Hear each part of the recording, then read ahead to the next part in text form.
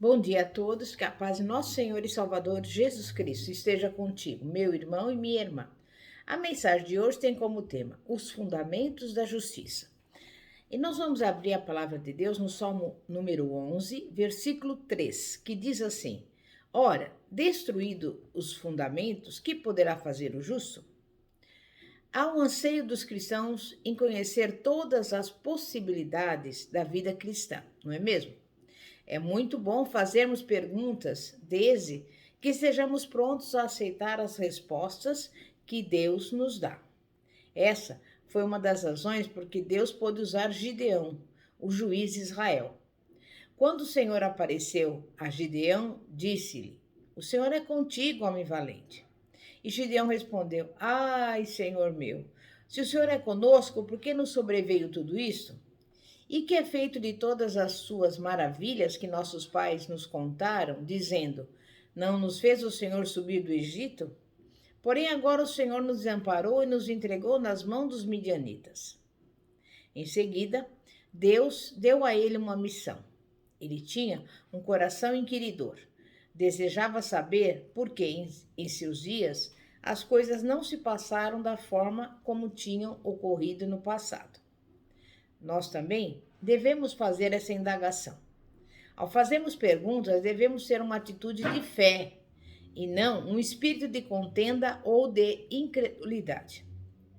Precisamos estar dispostos a aceitar as revelações que Deus nos fizer. Muitos cristãos têm feito as mesmas perguntas de Gideão. Por que não vemos hoje as grandes maravilhas que Deus operou em gerações passadas? Por que não há a mesma convicção de pecado, aquelas grandes operações do Espírito Santo, o mesmo senso de santidade de Deus e o mesmo zelo no viver diário? Onde estão os sinais que devem acompanhar aqueles que creem? Só Deus sabe a resposta certa. Contudo, as Escrituras revelam claramente algumas verdades básicas. No Salmo 11, 3, ou seja, no versículo que lemos agora no início, encontramos esta pergunta: Ora, destruídos os fundamentos, que poderá fazer o justo? Cremos que um desses fundamentos é aquilo que o Novo Testamento chama de o reino de Deus, ou, em linguagem mais atual, o domínio de Deus, o governo de Deus. O governo de Deus é um reino, o domínio do rei sobre os homens, onde há governo, há lei. E Deus revela a sua vontade quanto ao procedimento do homem, através dos mandamentos que lhe apresenta. Antes da queda de Adão e Eva, ele já dissera: De toda árvore do jardim comerás livremente, mas da árvore do conhecimento do bem e do mal não comerás. Gênesis 2, versículos 16 e 17. Caso desobedecessem, certamente morreriam. Depois do dilúvio, com a formação do povo de Israel e nova desobediência, Deus deu a lei ao povo por intermédio de Moisés. 10 normas para reger a conduta humana. Essas leis visavam não somente ao povo escolhido, mas a toda a humanidade. E novamente ele declarou, como já fizera Adão, que se eles não obedecessem, morreriam. Não poderemos compreender a salvação sem entender a lei de Deus. Se deixarmos de apresentar a lei como um requisito divino para a conduta e a vida do homem, cessaremos de apresentar a mensagem da salvação de Jesus Cristo, de modo que ela deve ser apresentada. Hoje em dia, estamos invalidando a lei com base na ideia de que ninguém pode guardar a lei e jamais o conseguirá. Embora isso seja verdade no que diz respeito ao homem, limita o poder divino que nos é outorgado em Cristo. Ademais, tal pensamento desobriga os homens da responsabilidade moral e anula a convicção de pecado. As pessoas apontam sua própria incapacidade moral para justificar os seus erros, isentando-se assim aos seus próprios olhos. Essas pessoas não chegam a desfrutar das bênçãos da salvação e libertação divinas. Deus jamais isenta o homem da sua obrigação de ser justo.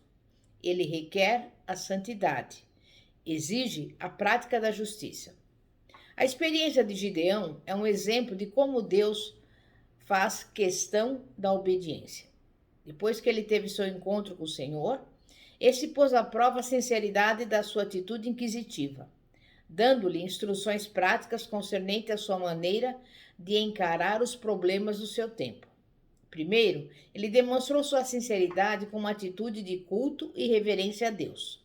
Segundo, Deus lhe ordenou que destruísse o altar de Baal, que representava a principal infração da lei divina em seus dias. Em toda parte, o povo de Israel estava desobedecendo ao mandamento: não terás outros deuses diante de mim, não farás para ti imagem de escultura. Êxodo 20, versículos 3 e 4. Com a sua fé e obediência, Gideão fez reviver o sentido dessa lei. Para que Israel fosse liberto dos midianitas, era essencial que eles observassem a lei.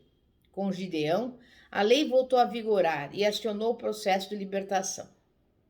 A lei, para ser lei, tem de se fazer cumprir. Se a tratamos como simples conselho e não como mandamento, ela será inútil. Se, por exemplo, nossa sociedade considerasse a parada no semáforo vermelho apenas um bom conselho, quanto tempo durariam a ordem e a segurança? As leis de Deus, em seu propósito, são semelhantes às leis humanas. A Bíblia chama de pecado a infração da lei, ou seja, do regulamento. 1 João 3,4 diz que o pecado é a transgressão da lei. Isso é um fundamento, e se não o difundirmos em nossa pregação e ensinamentos, a própria redenção perderá o seu sentido. Pela lei vem o conhecimento do pecado. Temos de buscar a Deus com o reconhecimento de que somos pecadores, ou seja, somos criaturas que sabem que desobedeceram à lei e o governo de Deus. Precisamos nos ver como verdadeiros inimigos do próprio Deus, por havermos desrespeitado as suas leis. E sem esse reconhecimento, não podemos compreender a salvação e nem avaliar adequadamente a revelação do sangue derramado por Jesus. As palavras morte, sangue derramado, crucificação, pendurado em madeiro, que hoje associamos à misericórdia divina, ao perdão, à salvação e à vida eterna, são exatamente as palavras que juridicamente falam de penalidade, de castigo e de condenação. Quando entendemos bem a lei, vemos que ela é uma expressão do governo divino, o verdadeiro fundamento da compreensão da morte que Jesus sofreu para nos salvar. Toda a humanidade compreende o que é lei. Ninguém precisa de uma instrução especial ou de uma grande revelação para saber o que significa não furtarás ou não adulterarás. Com o Evangelho, isso não acontece. As pessoas não o compreendem naturalmente, a não ser que necessitem dele. Os medicamentos, por exemplo, não são importantes para pessoa alguma enquanto ela não adoece. Foi o que disse o próprio Jesus. Os sãos não precisam de médico, e sim os doentes. Lucas 5,31. O Evangelho é um remédio que precisamos ter à mão, quando começamos a perceber a nossa grande carência espiritual. O propósito da lei é fazer com que sintamos nossa necessidade de Jesus Cristo e do seu evangelho de perdão. A lei condena os nossos pecados, mas não pode perdoá-los. A lei requer libertação, mas não pode concedê-la. A lei exige espiritualidade, porém não pode comunicá-la aos homens. O fato de Jesus poder outorgar essas bênçãos aos homens que sentem necessidade delas mostra a grande importância de apresentarmos ao homem a lei de Deus com todo o seu poder.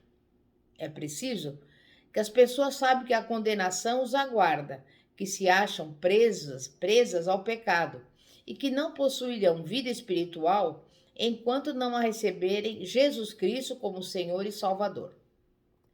A lei não oferece misericórdia nem perdão.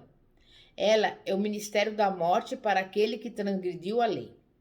Quanto mais o transgressor encarar a lei, mais terá necessidade de que alguém ou algum outro poder, que não a lei, lhe traga a libertação pela qual seu coração clama.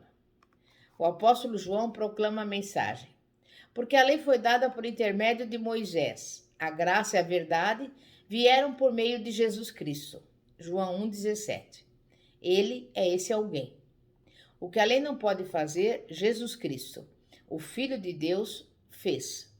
Aquele que se dispuser a se afastar do pecado de todo o coração e vontade, poderá receber de Jesus Cristo o perdão, a plena libertação da condenação e de toda escravidão ao pecado.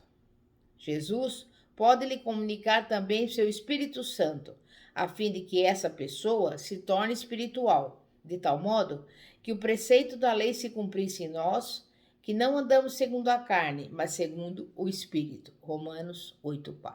Amém? É momento de oração. Santíssimo Deus e poderoso Pai, Pai de nosso Senhor e Salvador Jesus Cristo, reconhecemos, Pai, que somos falhos, que somos pecadores, mas nós sabemos, Pai, que dependemos do Senhor, porque sem Ti nada podemos fazer. E neste momento estamos aqui diante do Senhor, pedindo-lhe perdão pelos nossos pecados. E é a Tua palavra que nos diz que se nós confessarmos nossos pecados, o Senhor é fiel e justo, para perdoar os pecados e nos purificar de toda injustiça. E neste momento, eu quero pedir em favor daquelas pessoas que estão doentes, que o Senhor entre com a providência, com a saúde, com a cura divinas. Que o Senhor vá também ao encontro daqueles que estão passando por necessidades. Que o Senhor envie a esta pessoa a provisão, tudo que ela necessita. Visita também esse lar e essa casa, repreende toda briga, toda contenda, toda divisão. Coloca a união, a harmonia e a paz que excede todo entendimento, e principalmente com o amor do Senhor, seja derramado neste lar, em nome de Jesus.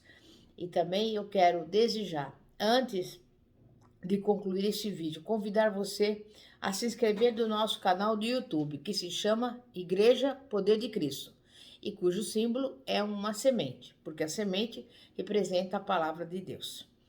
Pastora Fátima, da Igreja Evangélica Apostólica Poder de Cristo, situada na Avenida Ouro Fino, 2212, Bosque dos Eucaliptos, São José dos Campos. Amém e graças a Deus. Glória a Deus.